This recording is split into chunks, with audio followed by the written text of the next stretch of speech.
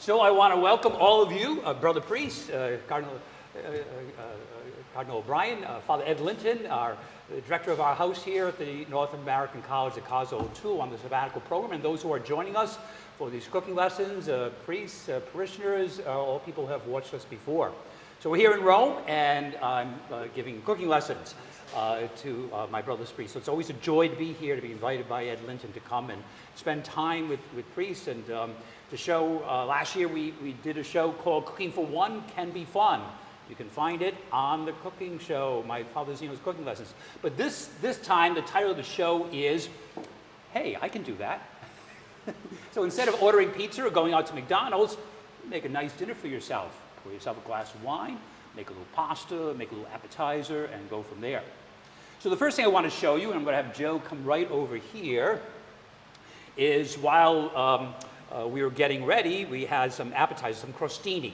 So crostini is just a slice of Italian bread, a small slice, toasted in the oven, 450 degrees for 6 minutes on a sheet pan, brushed a little bit with olive oil.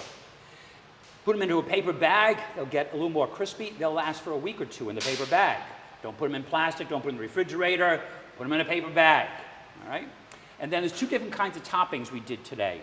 The first one is California dip a la Italy, a la Roma. So it's sour cream and cream cheese, and it's mixed with caramelized onions. They slice onions really thin, put them in a pan with butter and olive oil, just slow cook them for about 40 minutes. Keep adding a little wine, and wine to your glass as well, until it gets nice and brown, huh? Then it's done, put them aside. Make some pancetta or bacon. Here I use the pancetta. And then once everything is kind of cooled and cooked, you mix it all together, you add a tablespoon of soy sauce. Yes, I said soy sauce. And you add a tablespoon of Worcestershire sauce.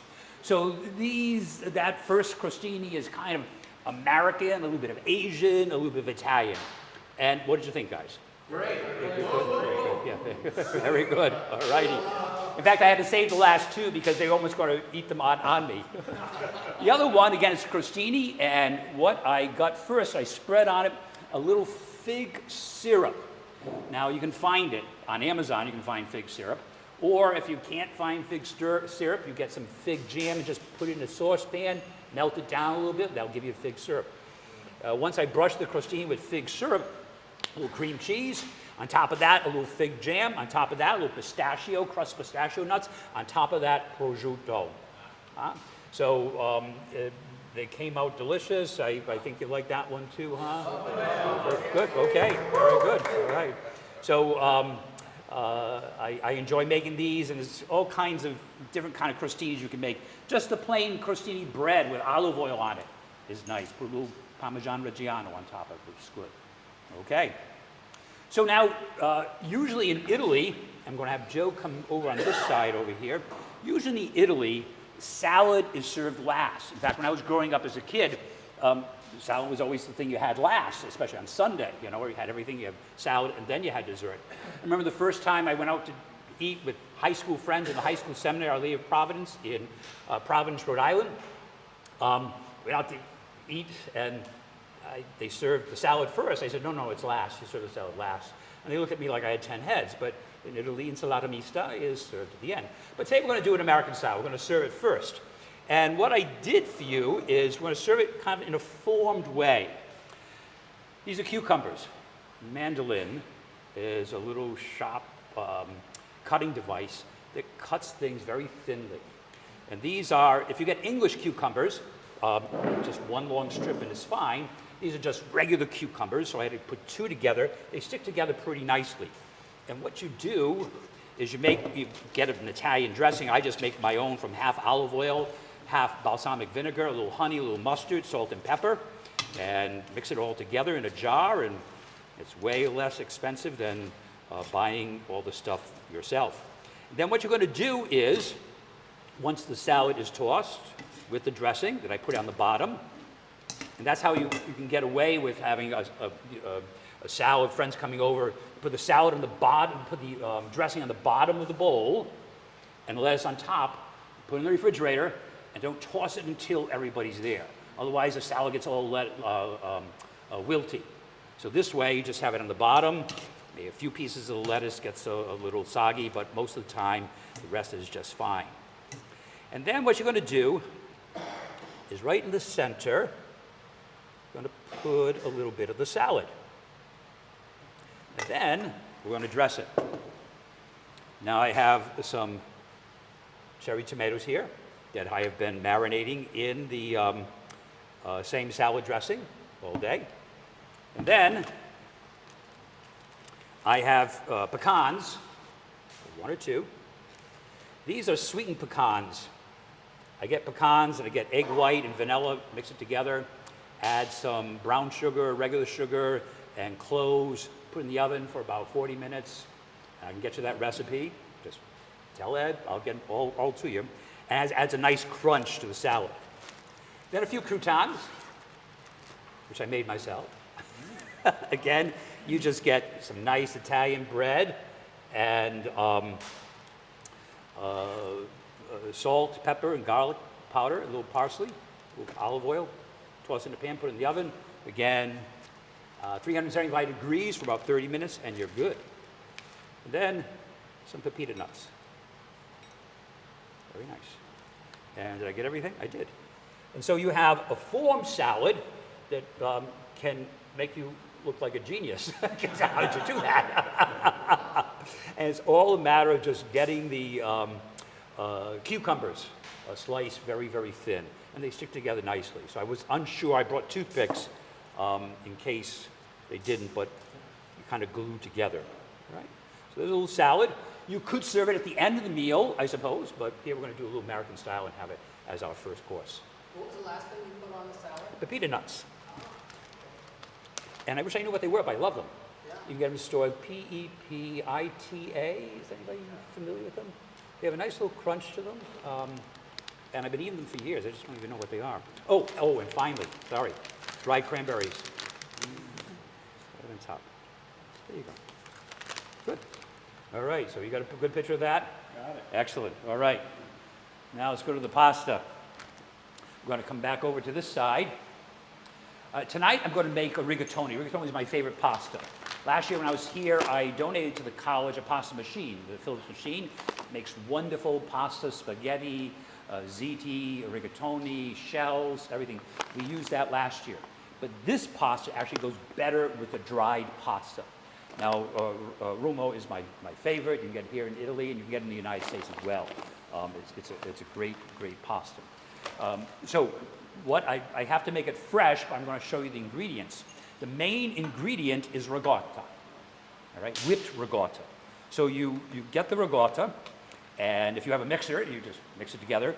You put in some milk, maybe half a cup of milk, and then you put in olive oil, extra virgin olive oil, the good stuff.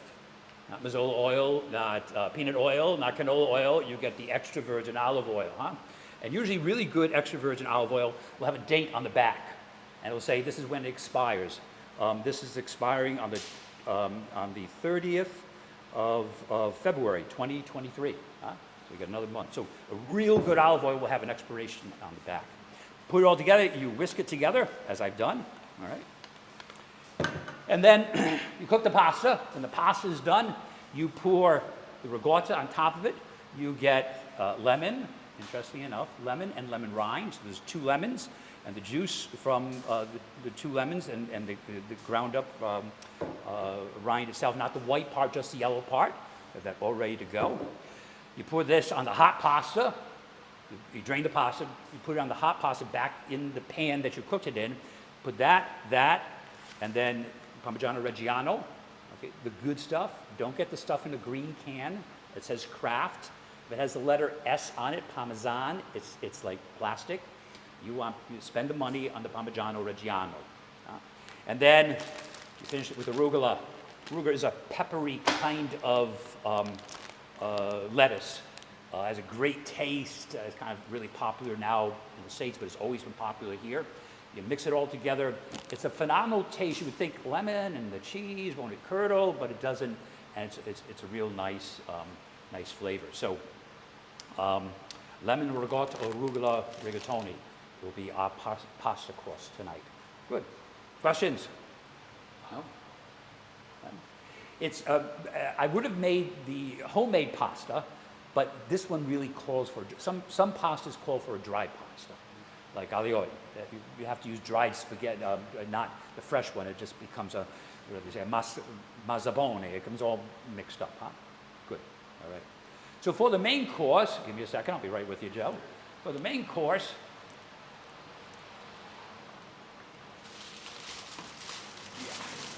yeah. Ooh, that worked out nicely. For the main course, we are doing a Wellington, but it's not a beef Wellington. Beef Wellington is the usual one. This is pork tenderloin. You salt and pepper. I put a little sweet and savory grill mates on it, and then you saute it in a pan. You get it with a thermometer up to 110 degrees. So you keep sauteing it, all right? And once that's done, you get puff pastry. You roll it out.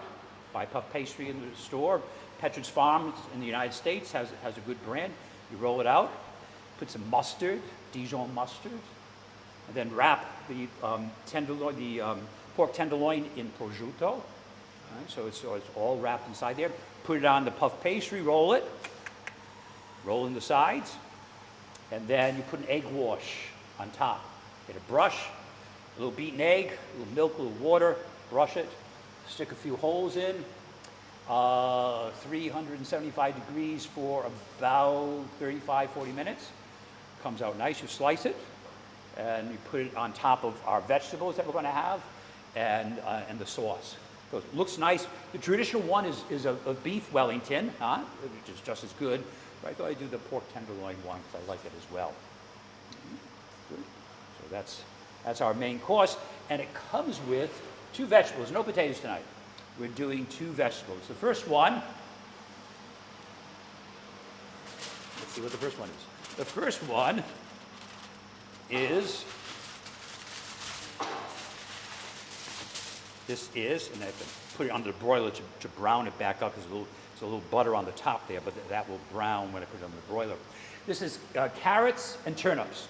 Chop them all up, peel them, of course, boil them, then mash them with butter and Parmigiano Reggiano with a little milk. That becomes kind of like your potato that you put the slice of the pork Wellington on. So it makes a nice presentation, huh? And I love the taste. Turnips, not turnips, turnips and carrots. The carrots sweeten the turnips. Turnips can have a rather bitter taste, but the carrots sweeten them up, and then when you put a little Parmesan, you put a little milk, I love the taste. Now, when I was a kid, I wouldn't eat this, but now as an adult, it's one of my favorite vegetables. The other vegetable we're going to have, again, I wouldn't eat this when I was a kid. I have a funny story about this. This is roasted cauliflower. Okay? Sheet pan, like that. Salt, pepper, olive oil, in the oven, 400 degrees, turn it a few times. You really can't destroy it. It turns brown. It's so flavorful. It's really good. A friend of mine, you might be watching tonight, Quentin Dickman, was with the United States Navy on a nuclear submarine out of Hawaii. He was there. He was on that submarine as an officer for 3 years. And I went to Hawaii. There was another young man from our parish, Matt Henrich, who was stationed there as well. He was another former altar server. He was flying helicopters. So he said, "Oh, Father, you got to come to Hawaii," and I always wanted to go. So they were there. I went, and I cooked dinner for some of the officers from the USN Tucson, and some of the officers in the helicopters. And I told them I was making cauliflower, and the looks on their faces was like I had killed them. And so I said, "No, I'm roasting it. It's really good, you know." So they finished the plate, and my good friend Quentin Dickman said, "Could you come on board and show our cook how to do this?" Because when he makes cauliflower, he just boils the heck out of it, and it's just not any good. But actually any kind of vegetable roasted is really, really good. I do a cowboy green beans. Again, sheet pan, green beans, olive oil, salt. Did I do this last year, Ed, the cowboy green seed? I did Brussels sprouts last year, that's right. Cowboy green beans, olive oil, salt and pepper, chopped up onions, chopped up bacon. Throw in the oven. Wait till the green beans are wilted, all right?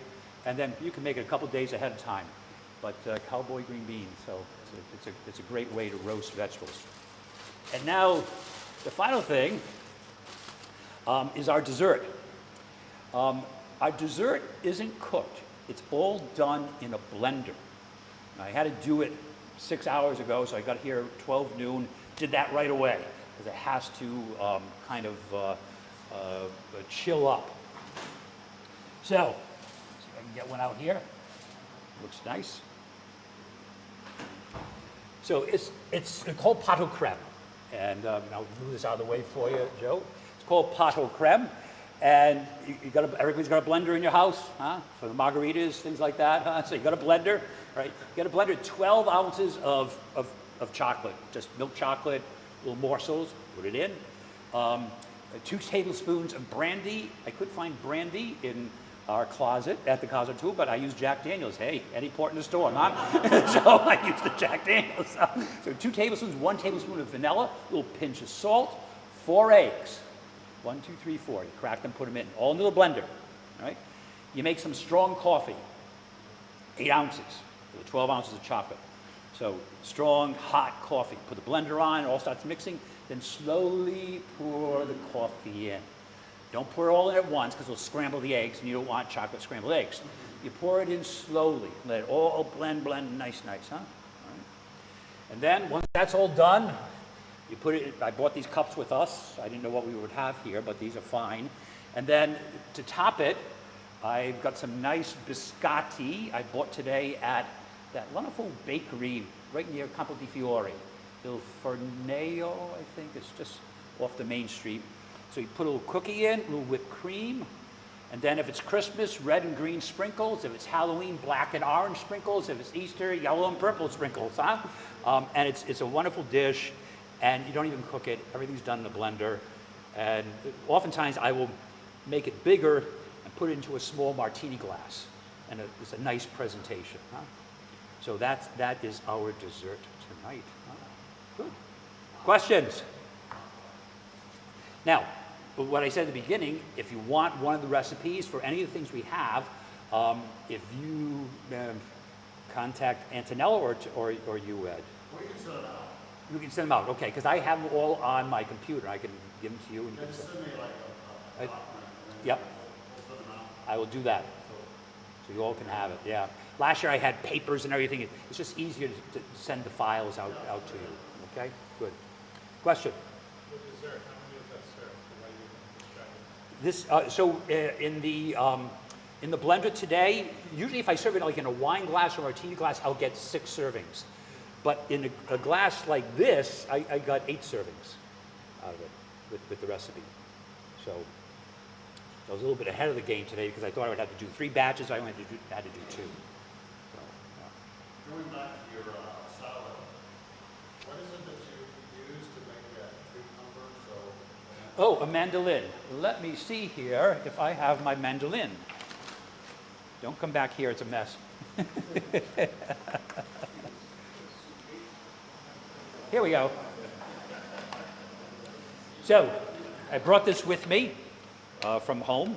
I had 2 suitcases. One had my clothes in it, the other had all the cooking utensils I needed.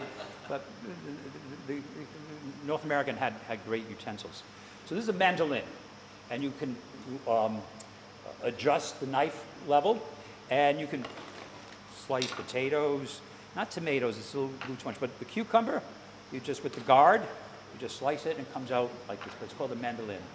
Amazon, 1995. They have more complex ones, but I have a more complex one at home.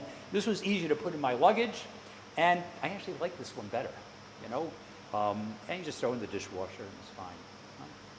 But you can do very thin potatoes, and if you have a fryer later, you can make your own potato chips. You know? So, good. Other questions? Do I? So, good question, Cardinal. So I don't always eat like this. In fact, I try to stay a lot away from salts and stuff, so you might notice it's not, you might have to add a little bit. You know, I've had a few heart issues along the way, so I usually don't eat like this every night. So I'll have a little, maybe a little pasta, maybe a little salad, something, but maybe next time I can do a weight-friendly dinner, which might be interesting. Question. How do you prepare like pasta that you find in Rome, and you have the same stuff, but back in the States it doesn't taste? Sure. A lot of pastas here in Rome, one of the secrets is adding the pasta water to the sauce. So once, say you're making an arrabbiata.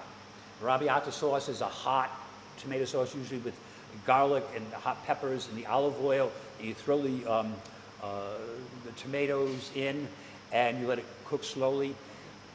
But at the end, once you finish the sauce, you throw your pasta into the sauce, okay?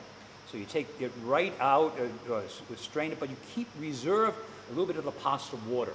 Then you add it to it, and it changes the whole flavor. So many kinds of sauces are done like that here. The pasta water adds the final touch. It's kind of like the glue, if we can use that word, that holds the sauce onto the pasta. So that's what I find. Huh? But then sometimes, you know, I make things at home and I go, it doesn't taste like the carbonara I had at wherever the place might be. But it's just, I guess, practice makes perfect, I guess. But that's one of the secrets I've learned, is the pasta water, adding that at the very end. So they don't do that in the United States? I don't know, because if you go to an Italian restaurant in the United States, it depends on, I went to a place in New York in July, Il Molino. Is anybody from New York City? Oh, but Il Molino, it's 37th Street or something. Went there with my nephew, and I thought their pasta was pretty authentic, you know. It was pretty pricey, but it was pretty authentic. Question? I've also got another question that you answered. One of the things in the States, they quick dry it, and it is a darker color. The lighter the color, the slower the drying process, and the finer the quality of the pasta. That's why this pasta here is more of a kind of a bronze pasta. So it has more of a real authentic Italian taste. That's why I like using it. It takes a little longer to cook it, but it's pretty good. So, great. Other questions? Do you have a cook at home in your rectory? Do I have a cook at the rectory? No, I'm the cook. Had an assistant for many years, and the last 2 years I haven't had an assistant, so it's just me. But one of the things I have done in my parish is they auction me off for cooking lessons and for your chef for an evening. And we do it for our scholarship fund in our school to help kids be able to go to Our Lady of Mount Carmel School in Bristol. And this past year, we had 4 different ones. I still have one more to go in March. We raised close to 20,000 in those dinners. So, so it's use the talents God gives you, and greater honor and glory of God, huh? So, yeah. But no, I'm the cook, and bottle washer, and everything else. Good. The olive oil, Yeah. the olive oil you're using, that's extra virgin olive oil? Extra virgin olive oil. It's really the best stuff, huh? It's the first press of the oil. Yeah. Ed? So all this is heart friendly, and I know that that's a big concern of yours. Well, yes and no, Ed. Portion control is important for weight and for heart. As Ed knows, and as many people watching knows, as Joe knows, I had open heart surgery this summer at Mount Sinai Hospital in New York. I had my aortic valve removed and replaced with a cow valve. They were going to do the Ross procedure, but I wasn't a candidate for that because my pulmonary valve was leaking. And then over the past few years, when they found out I had a leaky valve and all that kind of stuff, they found I had an aortic aneurysm. So they removed that as well.